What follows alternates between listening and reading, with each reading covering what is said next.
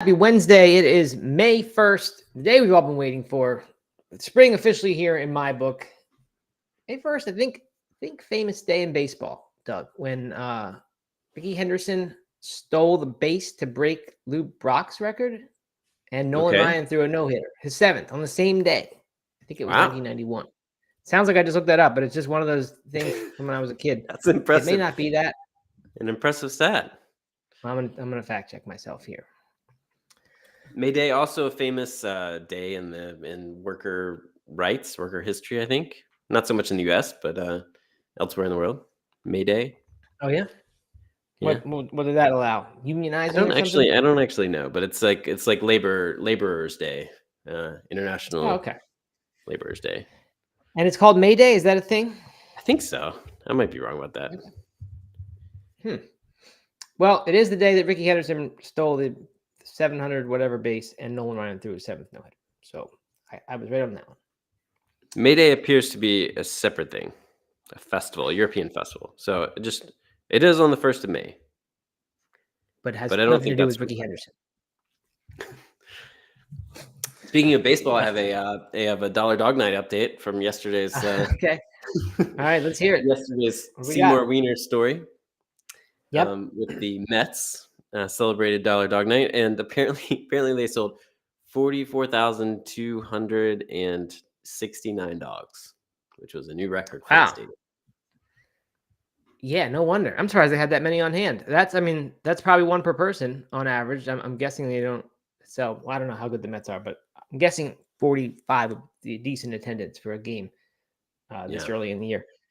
So that's a lot. One per person. That's almost Doug's 3 vegan sausage number. Well, it's not even really close to that. Close to it.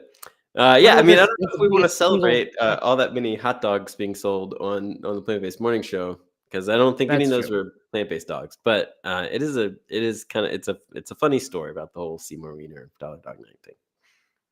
You think the most a single person consumed is over or under 10 hot dogs? I actually know for a fact that it's over 10. Yeah. What is it? Because someone tried to eat 20, and he was tallying it on his shirt, and he did it, and it was a big thing. So he should have done 18. It should have been every half an inning he eats one hot dog. See, that's too creative. Would have been better. Yeah, he probably just too dumb to do that. Probably just tallied hot dogs on his shirt. Got to 20. Okay. All right. I shouldn't say dumb. He may not be dumb. Could be a smart guy just doing that for fun, entertainment value. Maybe he's got a big social media following or something, and he's raking in dough for it. Probably. Yeah.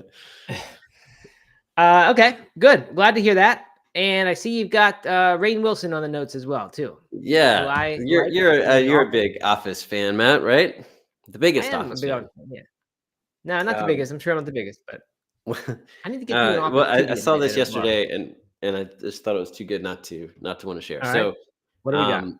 Rainn Wilson is what's his character's name? Dwight Schrute.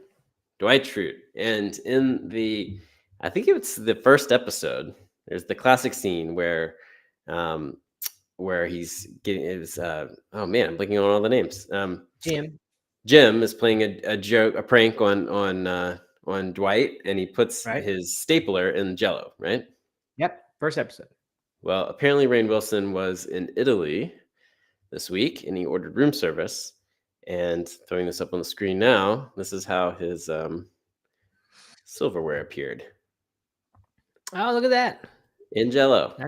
That's not bad. They must have known he was coming in advance, or it was already there in order to... No, apparently. So I read the whole story, and apparently they have a way to make quick gelatin in like a flash freezer, and so they got the order, and they said it took about 5 extra minutes to make it. But wow. But very good. Yeah, you've been on top of things. Any questions I've raised about stories, you've had quick answers. Like, how many did the single most person eat of hot dogs?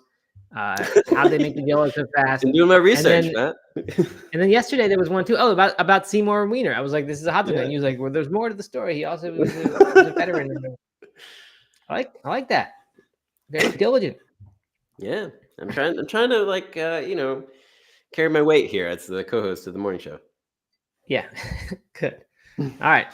I like it. Commit to the craft. And I have another thing. So I'm full Okay. of updates today. Okay.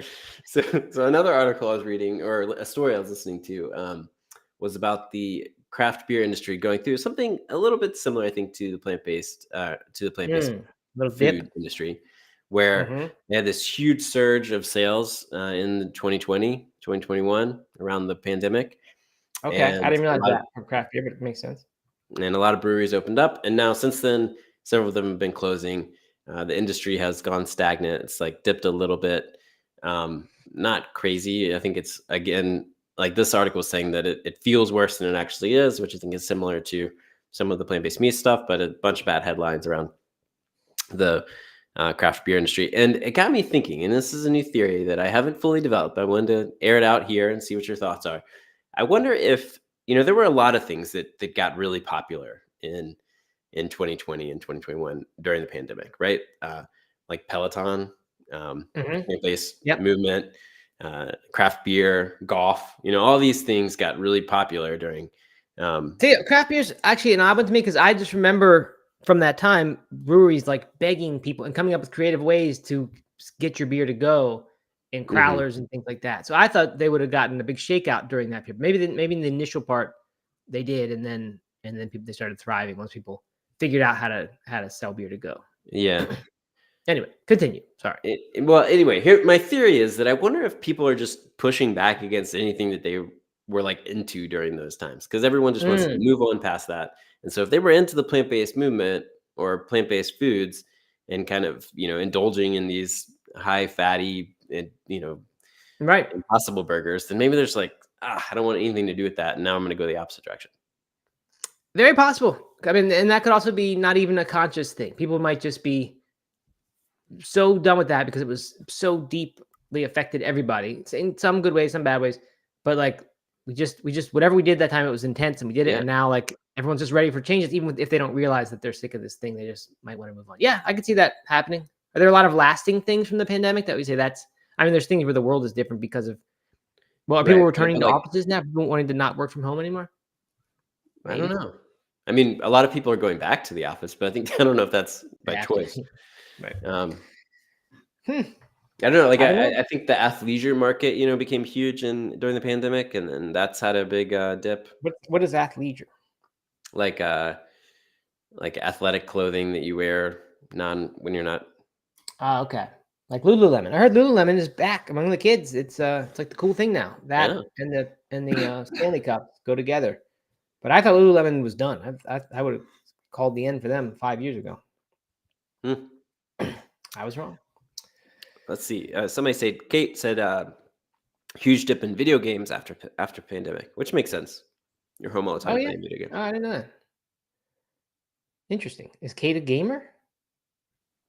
I don't I'd like to know. know. She says we are having as if she's deeply immersed. I'd like to know, Kate, what's your gamer tag? Tell us, please. I Which can. Jeffrey says apparently disc golf exploded, which is true. It got super popular, kind of late Are pandemic. you getting tired of that a little bit? No, no. I mean, I'm not playing very much these days, but Well, that like sounds like especially sounds like professional you had disc enough. golf got really Sounds like big. you overdid it during pandemic. Maybe I did. I did do a lot of. I mean, if you don't know if you remember, but I did like daily putting practice in the backyard Right. on my basket, and I Always haven't throws done me it. off when you say putting, but that's standing out next to a mini golf or a disc golf, one of those chain link things, and throwing discs at it. It's called Right. putting, Matt. It's called putting in the same way that plant-based cheese is called cheese. Okay. All right. If you're not doing any sort of run up or step up, it's a putt. Oh, is that right? There's run ups and Well, step I ups. mean, I don't know if that's true, but you have putters, which are Yeah. certain type of Right. I things. know. Yeah. I've heard that terminology. All right. Kate works in games. Doesn't play very much. I'd like to know, Kate, what games you work in. Wow. Just you don't have to say it here if you don't want. Put it in the Discord. I'm curious because I Mhm. like gaming. I mean, I'm not really a big gamer, but I like it. Did I tell you And I it's almost got back Carmen's into Zelda birthday. once I got sick? I don't Oh think I yeah, I did. remember. Yeah, you talked about that yesterday. Oh, I did. Okay, good. Because I know I mentioned it to my wife, but anyway, didn't go down that road. You you've had a lot of video game. Um, I don't know. where you get really excited about? So FIFA, I guess. I Was thought it it's just only FIFA been and two. Zelda? It's only been two. Yeah, it's been those two. Okay. Everything else I'm able to moderate like a normal human. Happy birthday, Carmen. Yes, indeed. Happy birthday, Carmen. I didn't see that, but very good. Ran a 40K. 40K, that's a long way. Mm-hmm. But that's like a marathon or so. And she did that on her 40th birthday. Look at that. That's not what I did on my 40th birthday. I'll tell you that much. So way to go. By the way, didn't say hi to people like I forgot yesterday. Good morning, Allie, Brandon Turner, Jessica Goodenough, who's been on the show a couple times in a row now. Good to see you again, Jessica. Anne-Marie Dube, Carmen, of course, Dale Stevens, Mr. Jeffrey, Sarah Slem, Kate, who we've already talked to today. And hopefully I'm not missing anybody. But anyway, that's who has checked in. There's more people here just watching, but feel free to chime in if you are here. All right, we got some fun stuff today. We got a nice, interesting weather report, some news from Impossible, which is always interesting. Plus, this, I promised you it was coming a week or so ago, a little more than a week ago. We saw the headlines about vegan worse than regular food. And I said, plant-based news is going to write an article on this, promise. And Veg News will ignore it. And sorry it took plant-based news so long to do it. I know I promised it, but they did do it, and it's here. So we will cover that response, the fact-checking, and as far as I know, Veg News hasn't touched it, so I am 2 for 2. I've been pretty good with predictions, Doug. Either that or I just call them out a lot and make a big deal out of being good with predictions. But I know. I think you have been. You've been pretty accurate with it. I think pattern recognition is starting to take effect. You do this enough every single day, or 3 days a week now, and we start to just see the landscape, understand how things move and go. Yeah, I think that's right. Before we get to the weather report, one quick insider update. Kelsey says she was at the Mets game and they did not offer $1 veggie dogs. So there we go. Well, how could that be? I mean, how could they sell 44,000 and not offer that? I don't know. What do you mean? They did not offer veggie dogs. Oh, veggie. Okay, I thought you were saying they didn't offer dollar hot dogs. That's too bad. I wonder if did they have them at all? Probably. You would think somewhere they would have that, but I don't. A place like New York. Well, that's too bad they can't manage to do that. Price parity that we need. That's right. Next year we got to start a petition. Yeah, for sure. That'd be good. We'll start that petition. Yeah, for sure. All right. All right. Let's get to the weather report. Here we go. Promised you Impossible Foods and Whole Foods market news mixed into one. They're partnering to launch the plant-based Pioneers chicken products. I don't get it though. Like, this is news. It was on Food Dive. It was on Veg Economist, and it's been highly anticipated. But what's the big deal, Doug? What am I missing? I thought we already could get Impossible chicken nuggets and things like that whenever we wanted. We absolutely can. I have no idea. I think they even have chicken patties. Was it just not at Whole Foods? I don't know. That seems like not a big deal because surely there's a ton of fake chicken at Oh, there's tons of it. Yeah. Yeah. And there's more You can get Impossible chicken patties and Impossible chicken nuggets at Walmart. So okay, I found the big deal. It's in the line from the article that I didn't take it from. This collaboration marks the first time that Impossible Foods plant-based chicken products will be available at Whole Foods markets. Yeah, This is not a big deal. It hasn't been in Whole Foods yet. So if you're a shopper who likes just one store and you don't want to mix it up and go different places to get all the different stuff you need, now you can get those nuggets at Whole Foods. If Whole Foods is your exclusive shopping, and if it is, then I feel bad for you. Well, actually, I feel good for you because you probably have a lot of money. You're spending a lot of money on groceries. All right. So that is that one. Kind of a nothing burger. Martin Freeman, Doug, you know who that is? No. Okay, well, I'm gathering that he's famous because it was in UK newspapers. He's the Sherlock star. What's Sherlock? Sherlock. You know It's Sherlock? a show. It's a series. Sherlock Holmes? Must be. Yeah. People are still into that? Sherlock Holmes? Isn't People that are like still into that? Of course they're into that. I know, but how many times can you like dig up an old character and like make a new I mean, That's how TV is these days. is it? I think so. That's what it feels like. I mean, there's just probably been a million Sherlock Holmes movies. But he's not. Martin Freeman's not Sherlock. He's Watson, apparently. Okay. Well, he's in Sherlock. Anyway, he is no Sherlock when it comes to food decisions or explaining them because he has given up being vegetarian after 38 years because meat replacement products are, quote, very, very processed, he says. So I'm just very confused here as to how that could be That the is his problem. excuse? Well, I don't know if it's an excuse, and you don't need an excuse. I'm not here to say that like you don't have a right to go unvegetarian or unvegan. I understand, and I'm glad that you worried at all. Um, he says he can finally indulge in the food of the gods, pork pies and Scotch eggs, and pasta bolognese, which he was eating during the interview, saying how much he missed this kind of food. Yeah, I mean, I don't know. There's not much explanation except that he likes the veggie meat replacements and things like that, and it's just that the things have gotten too processed, and so Wow. he's missing out on the good, honest staple of dishes such as bolognese. He says for decades. I mean, I hate to sound like one of these vegans who just gets so upset when someone goes on vegan and pokes holes in whatever reason they give. But like this, I don't know, like just because there's a proliferation of plant-based meat products and they are highly processed doesn't mean you have to eat them. For 38 years, you've been doing this diet. Yeah. You probably figured was out how none to of eat that stuff. beans and grains and things. Yeah. Because there wasn't that much. 38 years ago, there wasn't any of this stuff around. Right. So it sounds to me like he doesn't have the willpower to not eat them now that they're available, which is relatable for sure. Because I wouldn't say I have a problem with that, but I understand it's easy to eat more of the stuff than we used to. So I don't know. That sounds like a lame reason to me.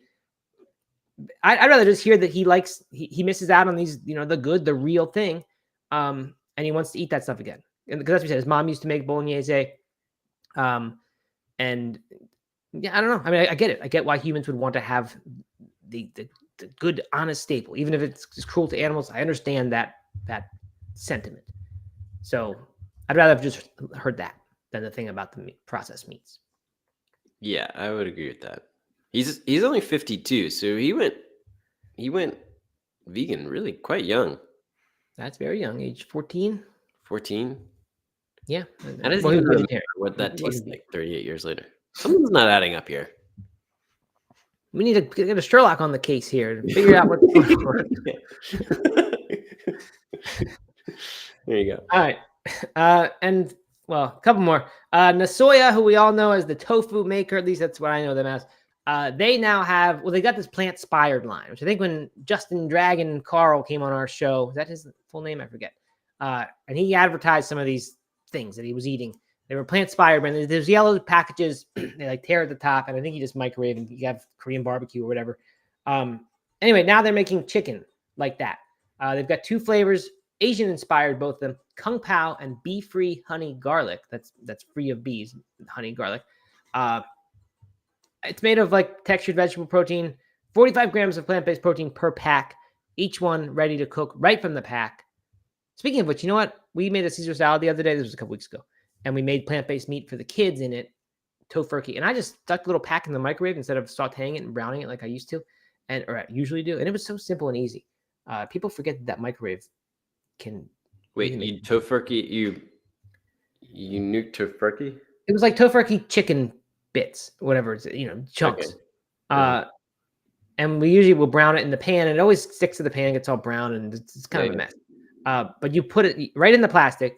I kind of trusted the tofurkey brand on this, that this plastic in the plastic. Yeah, in the thing, you poke some holes in it and then put it in. So I'm not one to usually do that. I don't know why I thought tofurkey kind of would be thinking about that when they would make that recommendation. That wasn't in the plastic. That was I didn't know that was possible. Got it. So they recommend, this is a cooking method that they recommend. Yeah, it was on the back of the package as an option. So anyway, I did that. But the point is that these things can be cooked, probably can be microwaved right in the package like that. Although if you got the time, just dump it into a bowl or something first. Probably better as far as plastics go.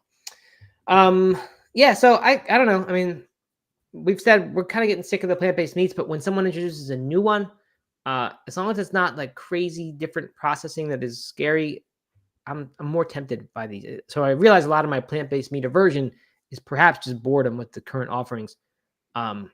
So I might give this a try. I don't know. The textured vegetable protein, I just don't like as much. I'd rather just have tofu and seitan. Yeah. All right, Matt, I got a question for you. Okay. I saw a highlight of a vegan restaurant the other day that was supposed to be the best vegan burger around. and they used a blend of Impossible and Beyond Meat, do you think that would actually make a difference, or is that just a gimmick? Well, I do think they taste a little different from each other. I haven't ever had them side by side, but I had Impossible meatballs when I was at Disney a couple weeks ago, Hmm. and I thought they were really good and just had sort of a different taste from what I'm used to. Certainly could be their cooking the way they did it. It's just, but I don't know. I just thought maybe this Possible tastes a little bit different than the Beyond Meat. So I could see that making a different flavor. I don't know if it would be better. What do you think? Maybe, especially now that they've changed the fat and Beyond, like have a little bit of the Right. avocado and a little bit of the what is it, Uh-huh. coconut? Yeah, could be nice. Little hybrid. I haven't seen those new Beyond with the new nutrition profiles yet, but I haven't really looked. But would have thought I would have jumped out by now. All right, moving on to more exciting things. Cultivated meat to me, much more exciting than the plant-based meat. A German biotech called Miria Meat has announced they've successfully developed a cultivated pork fillet that's made entirely from pig cells without using scaffolds for cell support or added plant protein blends for shape. So this is kind of good. I guess no one's done it without scaffolds before, and that's what they're saying is a first. In this case, they said they were asked as to what's the USP, the unique selling proposition in marketing speak. And the guy in charge, I think it's a guy, yeah, Dr. Tim Eifler, he said, our muscle can contract. This is what makes it so special. We are of the opinion that only pure muscle meat made from ISPC, which has the ability to contract and is free of other additions, is able to reproduce an animal muscle as well as possible. So is this something that's good, Doug? Are we excited this meat muscle can contract? I'm assuming not once it's like dead and in the package anymore. I mean, I say dead here. It's not like it was ever alive. It was just, I don't know what you call it when it's growing, not unplugged. I don't know. It seems a little weird to have the muscle contracting before you eat it. It just starts to seem Yeah, I don't know. It feels a little bit too real at that point, or a little too Frankenstein. right. It's like it was alive. Now you've killed a living thing Yeah, that was contracting. I don't know. That kind of grosses me out a little bit. I know. I think part of the reason why cultivated meat feels I don't know, like something I'm interested in is because I know that it's not actually a real living Right. animal, right? Right. And this feels a little too close. It's a little too close to home. He's probably right that the ability to contract, like, if it can't contract, then I have no idea how this stuff works, but he's trying to make it as close to the real thing as possible. So I guess I could sort of believe that if it can't contract, then maybe it's not real. Or maybe it just, I don't know. Who knows? Anyway, they said they do no genetic bypassing of natural muscle development, as in immortalization, whatever that is. So this is getting freaky stuff to me. And they have no genetic modifications.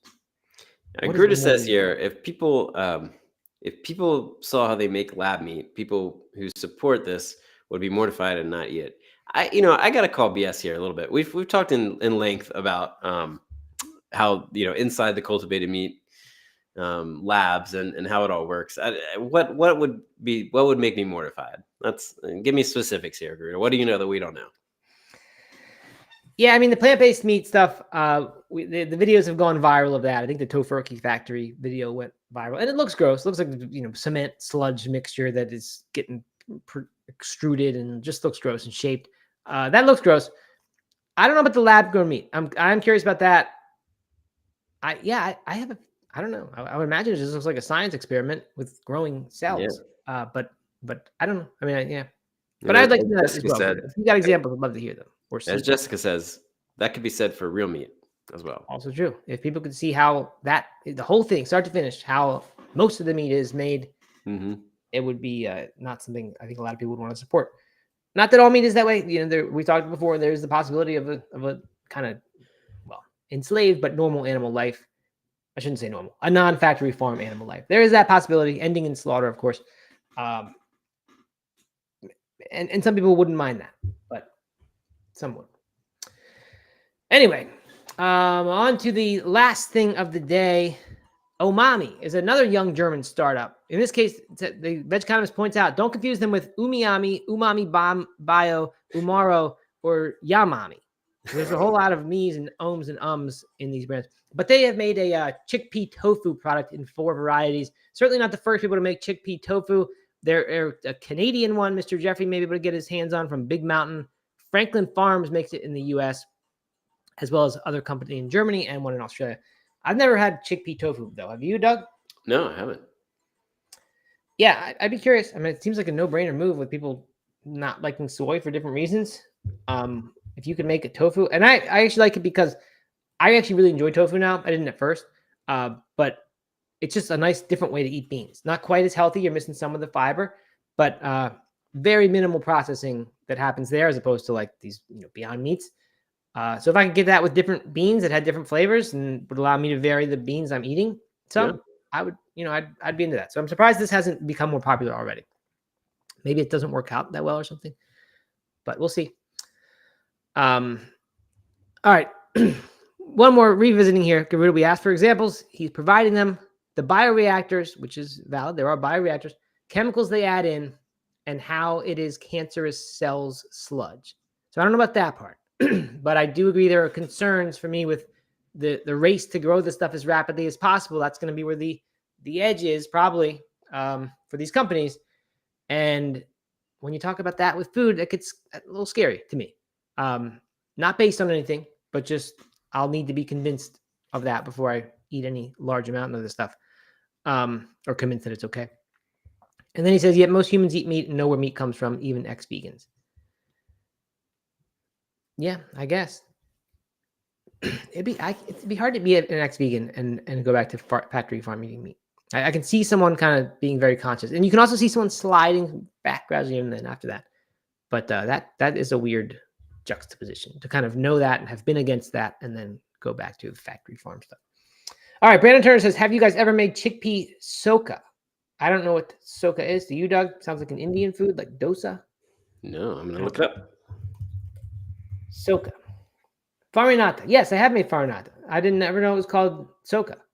It's a nice little kind of dried out flatbread thing made out of just chickpea flour. You put some rosemary and other stuff in there, and you have it with wine. At least I did. So yeah, I would like to know where the word soka comes from. You have this, but it's very easy. What is it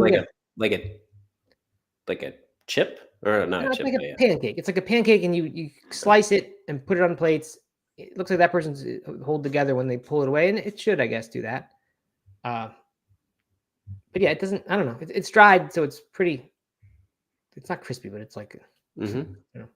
Anyway, nice, good, salty little snack, and it's gluten-free, which is good for people who are gluten-free, vegan, and good. All right. Mr. Jeffrey points out there's no evidence of it being cancerous. Yeah, that is true. Perhaps not enough evidence yet that it's not for some people to be convinced, but they haven't been around long enough for that sort of stuff to happen. And Mercy for the Animals, vegan defender of the animals anyway, who goes up against Garuda in the comments, is here again. Hello, Mercy for the Animals. Good to see you. Mr. Jeffrey says, looks like hard polenta. Yeah, but polenta's kind of sweet because it has it's corn, and chickpeas don't have any of that. It's just salty. Good. All right, here we go. On to the next stuff. The article from Plant-Based News finally came. Is vegan food worse than, or really worse for you than meat? A fact check of media coverage. So for those who were not paying attention over the past couple of weeks, there's been a lot of headlines in the media about this one particular study where they compared plant-based meat to regular meat in the context of normal omnivorous non-whole food diets. I don't know what they were modeling it after. I never actually looked at the exact study because I knew the Plant-Based News would do that and tell us all about it. But what they did, what came out of that was that there were some of the plant-based people, or the people who were eating the plant-based meats. We should clarify that they weren't eating vegan diets necessarily or whole food diets. Yeah. They had higher blood pressure in some cases, but it wasn't like a lot of them, and higher blood glucose. So that's the part that the media has taken. They've generalized it, saying vegan food worse for you than an animal-based diet or whatever, or worse for you than meat. And there were a few things that actually were good. Like the people who ate the plant-based meats actually had, they said, markedly improved lipid numbers, cholesterol numbers compared to the other group. But that was ignored by the media. And the conclusion in the study actually ended up saying that the eating plant-based meat as the main source of protein did not show widespread cardiometabolic health benefits compared with an omnivorous diet over 8 weeks. So that's the conclusion. I think that's the fair interpretation, is to say that what this study showed was that you don't get healthier by simply swapping meat for plant-based meat. And that alone is surprising, and maybe some plant-based people don't like to hear that because their arguments, rest on this fact or this idea that it is. But I can't say I was really surprised by that. But so, like, I wish, that's a fair way to portray it. But the media, of course, went and ran and did it as vegan food worse for you than meat. Yeah. And not much more to say there, I don't think, but that's kind of what we said. They could have just listened up. No. But I mean, I guess, yeah, I guess it's just another example of how, different narratives come from different news outlets and what people want to read, what people want to see. Yeah. Interestingly, though, like, plant-based news has their own bias here, in my opinion. And I guess they should. They're plant-based news. This leaves you with a question, which, like, so they go on and talk about how a lot of large-scale studies and meta-analyses show that whole foods plant-based diets have many health advantages over omnivorous diets. And of course, they point out that the participants in the SIFBI study, that's what this one was called, did not eat whole food diets. Rather, their diets were designed to reflect those. But the question you have to ask is, if you're someone who's vegan and you're eating these plant-based meats from time to time, which they say isn't recommended by this nutritionist that they cite here, but that's okay now and then, would you be healthier or just as healthy to instead choose regular meats during those moments when you want to have it? Basically, is that flexitarian approach that I've talked about that I think has potential to become a popular thing. And they don't talk about that. But like I said, a lot of vegan arguments rest on the idea that any amount of meat is terrible for you, and you're much better off just swapping in these things. If you don't have the ethical concern, which most of us do listen here who are listening and talking, the study, raised an interesting point. You probably, at least based on this, are just as healthy to eat meat in those rare occasions than plant-based meats. Yeah, if ethics is fully out of it, if it's 100% for health reasons, yeah, I mean, I guess so. But you would likely be healthier to not eat either, right? I mean, that's what I'm not sure about. That's a really good question, and I don't know. They mention here the studies, many meta-analyses and things that show the benefits of omnivorous or of whole food plant-based diets. But I don't know. I just don't know if there aren't studies about that. Like, I'd like to see studies about people who eat, varied whole food diets and very small amounts of meat. Like, that's just a big question for me. And is that better than eating no meat? The blue zones, that these longest lived cultures, they do eat some amount of meat, most of them. And so that's why I've always wondered that. It's interesting. Like, are you actually better off eating some small amount of meat than eating all plants? I don't know. Don't know the answer, but I always wonder that. So I wish it would be addressed for people. Yeah. There you go. Do you think there could ever be a real study around? I mean, it'd be so hard to find that person, right? That's right. I think that's why it hasn't happened. It's very easy to get people on surveys and whatever to say I eat 100% vegan or eat 100% whole food, whatever. There's probably not a lot of people who eat those, traditional blue zone style diets anymore. It seems like if you eat meat, you eat a lot of meat, and I don't know. It's just how it is. Like, there just aren't many people who eat those who are like really careful about what they eat, and that includes a small amount of meat. Do you think if you went on a 60-day, if you did a 60-day diet that was either whole food plant-based, or whole food with a little bit of meat, like say 2 or 3 times a week, would that be long enough to see the difference? For how long? 60 days. I have no idea. Probably in blood tests and things like that. That you just notice it on your body. Mm-hmm. Well, what was the twin study? That was 30 days, right? And I can't remember. Did they? Yeah, I don't know the details of exactly what they did there. Miss Jeffrey says there are studies showing small amounts of meat are the healthiest subjectively. I'll see if I can find an article that I went to a seminar last year. Mm-hmm. It's tricky once you add ethics, though. Yeah, absolutely. Yeah, the small amount of meat, what it does is prevents you from having to take supplements and things like that, which is, I guess, a nice thing.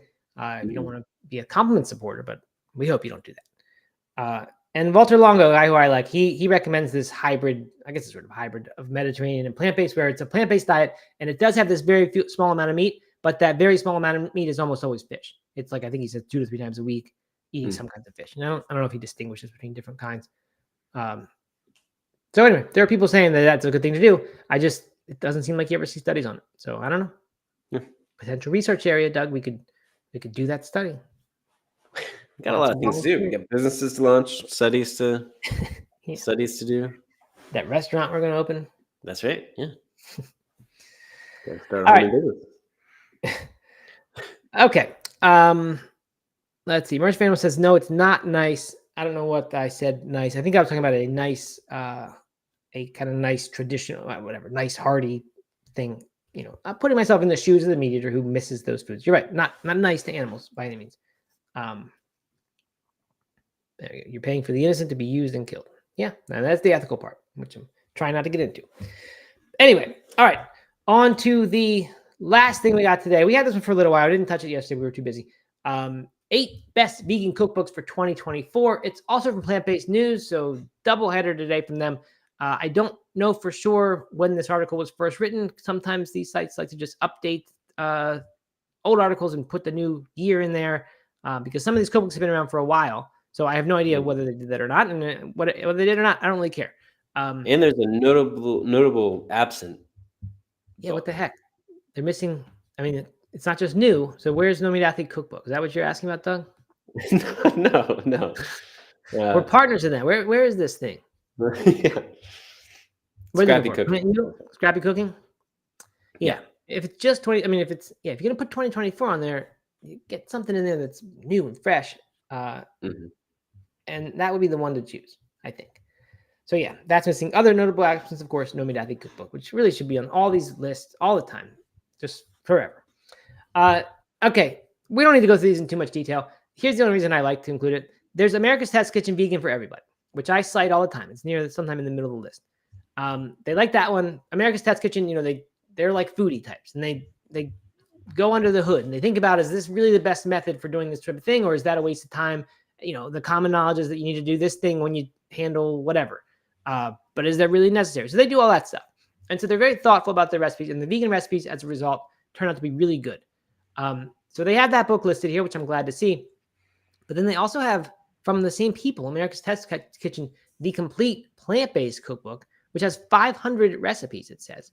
Plant-Based News talks about it a little bit. They say that the paperback cover can be prone to damage in transit. That's one of the cons. So if that's one of your cons, there can't be too many serious cons. I mean, who cares about that?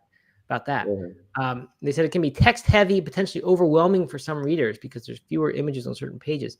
But I think that's kind of what makes it good, is that they explain the cooking methods. You don't have to read them. You can just go right to the recipe. Right. But they tell you why it's good, so you can kind of improve as a cook as you're doing it. So I'm going to get that book. I think that's a really exciting one. Any others here, Doug, that caught your eye that are interesting? That's really the main things I wanted to call out. I mean, let's run through them super quick. It's only 8. Simple and delicious vegan. Who's that one by?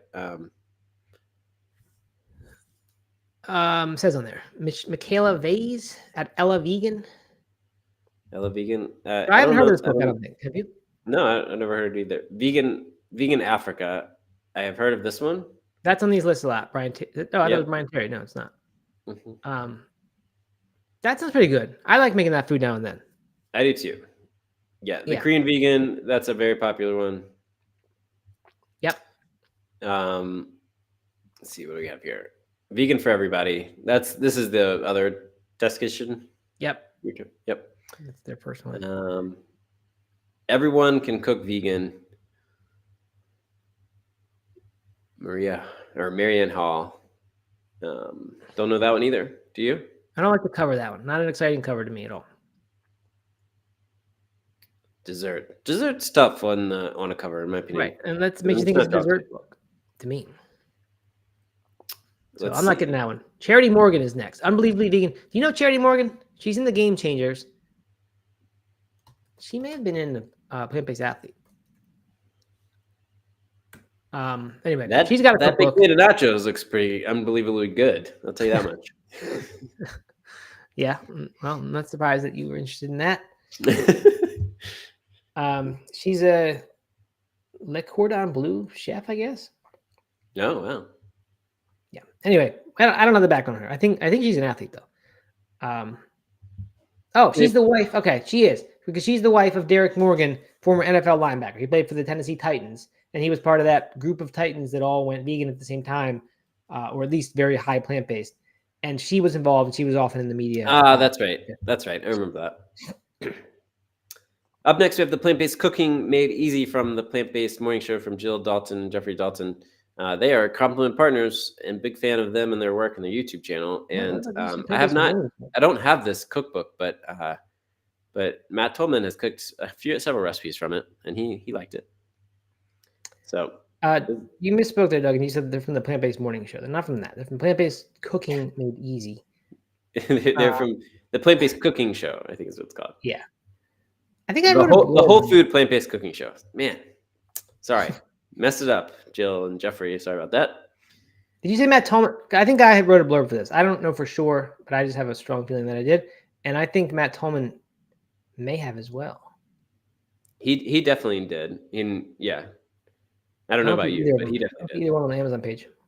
Don't know. Think so, though. But this is a self-published book. I always appreciate this. Miyoko's new book. I get skeptical of self-published books, Doug. You know that. What's that? I said I get skeptical of self-published books. I like stamp of approval. Gatekeeper says this is good enough to publish. Yeah. I like self-published. Keep the money out of yourself. A little grassroots. Yeah, I know. All right, then Miyoko's up next. Homemade vegan staples. This is potentially a great book, and I have it, and I never use it. I never look at it. Sorry, it's called The Homemade Vegan Pantry, and it's making your own staples. That is an inspiring thing to me. I talked to Carly about that, about how I wanted to do that with her book, and I haven't done that either. It's just like I don't make time for that. But I should. I mean, who doesn't want to make their own stuff? Self-sustainable sort of situation. This looks like a book that you would like, Matt. Rustic bread, rustic vegan butter. I like homemade jams. Love rustic things. Right up your alley. Let's see. I think that's it. I do too. Which is good because it's 11:45. We're right on time to end the show. Anything else? Any last check-ins here before we get off? People are saying Jill and Jeffrey were on NMA a while ago. They might have been. I didn't interview them, but Matt Tolman was doing a bunch of the interviews. They were, yep. Emery says they were interviewed for Planetapalooza. Doug, you should have done that. They were. There you go. I remember. Jessica says, I'm going to create a Notion database of recipes from my books. I'll check out Eat Your Books. Ooh, good idea.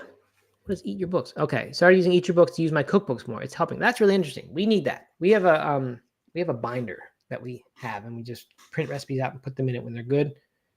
But I have yet to find a good online digital solution for this kind of stuff that you keep using. I know there's all kinds of apps and things, but I'm going to check it out. Eat Your Books. Before we go, we kind of neglected to talk about creatine at all. Oh yeah, I was going to ask you about that yesterday. If we were going to promote creatine, I totally forgot about it yesterday, and I forgot I was going to mention it again this morning, and I forgot it earlier as well. But Complement launched its first new product in a long time. Complement Creatine, which is pure creatine monohydrate. And if you haven't been following along all the beautifully written emails, I gotta say they're just exceptionally written, sparkling copy. then you know that creatine is more than just for athletes. All of the new studies are showing that it contributes to cognitive function and muscle retention, bone health, all kinds of things. It's a very powerful nutrient that most of us aren't getting through food. Of course, your body synthesizes a little bit of creatine, but meat eaters, omnivores get it through food as well. It can be a really powerful tool for longevity, and of course, athletic gains too, is if you're an athlete. So, and by the way, they're the same thing. I didn't put this together before. Creatine good for muscle building, so athlete meatheads use it, of course. But recently, with the Peter Attia stuff, especially, he just sort of has popularized the importance of muscle mass as you get older. It doesn't take a big leap to say, well, if creatine helps athletes with muscle mass, I might be able to take it and help longevity, even if I'm not trying to win a bodybuilding competition. Or be the hottest dude on the beach or hottest woman on the beach. So muscle building, good for all ages. So I think that's, to me, a great reason to use it. But there's other stuff too. There's heart health and other things that come along Yeah. with it. So But anyway, we just that's how launched we it, have it. and we sold out in 36 hours, Yeah, which huge was response. which is incredible. So you can't actually get it now if you order it, but you can order it and still take advantage. Excuse me. You're gonna have to finish. 1 second. You can order it and still take advantage of the 30% off deal and get first in line for when it comes. So when that new shipment comes in and it's already been placed, it's coming. Exactly. You will have claimed one for yourself and you will have done so at 30% off. So do that. Where can they go to do that, Doug? You can just go to the website, lovecompliment.com. There's a big flashing thing at the top. You can click that, or in the menu, look for Compliment Creatine. Very exciting. There you go. Click the big flashing thing. Lovecompliment.com. All right. Anything else, Doug? That was our first ad we've ever done, I think, on this show. Yeah, and I didn't do a very good job with it, I gotta say. Well, you're still fighting this cold. Yeah. All right. All right. Thanks, everybody. Yes. Thank you, everyone, for coming. Thank you for listening. Thank you for all the comments, all the debate, things in the comments. They're good. Good discussion.